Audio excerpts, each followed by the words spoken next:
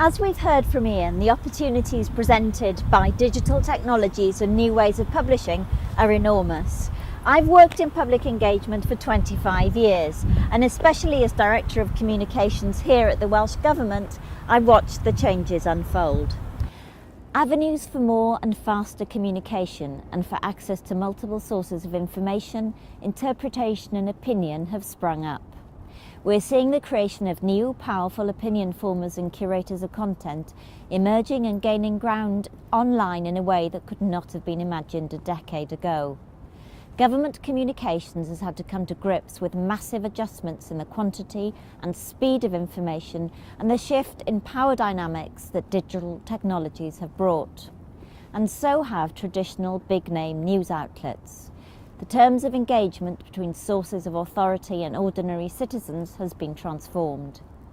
This change has been described as the shift from the age of deference to the age of reference, from transmission and passive acceptance of information and opinion by recognised figures of authority to something much more dynamic. Share of voice has to be earned, not claimed. But the key is still engagement and really knowing your community. It seems there are some massive and permanent changes afoot. More channels, more content, more noise generally, and a rapid turnover of that content, along with any place, anytime access, which has completely changed expectations. People also expect their channels to be responsive and interactive and to be competing for their attention. But throughout all of this, there remains a search for authenticity and for connection. All national and most local newspapers are now online. Many get near enough as much traffic to their websites and their Twitter feeds as through traditional print channels. They're routinely breaking stories online first and have more visual and reader-generated content than print versions. Many indeed expect to be only or mainly digital in the future. And new publications often choose to be digital only, such as the Huffington Post here, which presents news in a traditional format, sourcing authoritative content from opinion formers. BuzzFeed is an innovative outlet which posts shareable or viral content such as lists and quizzes, often as infographics, alongside more serious news items, and it's growing exponentially, particularly in the US.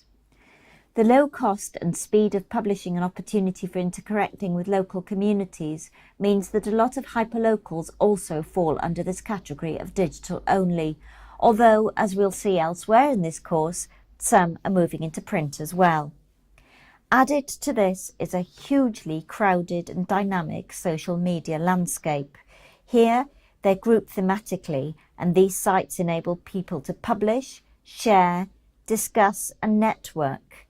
Together, they've built a massive expectation for more responsive and interactive digital media.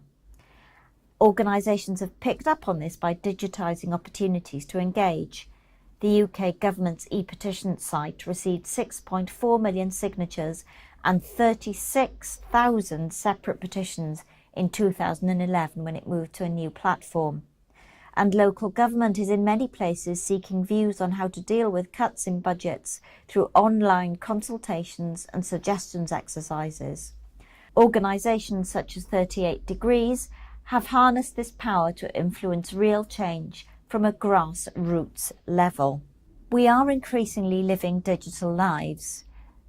On average, households now have at least 3 internet-enabled devices, and a fifth of households own 6 or more in the UK.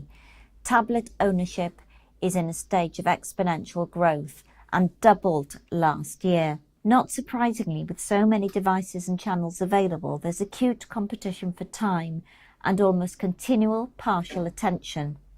These Ofcom statistics show how the phenomenon of multitasking whilst watching TV has given rise to new terms such as media meshing and media stacking.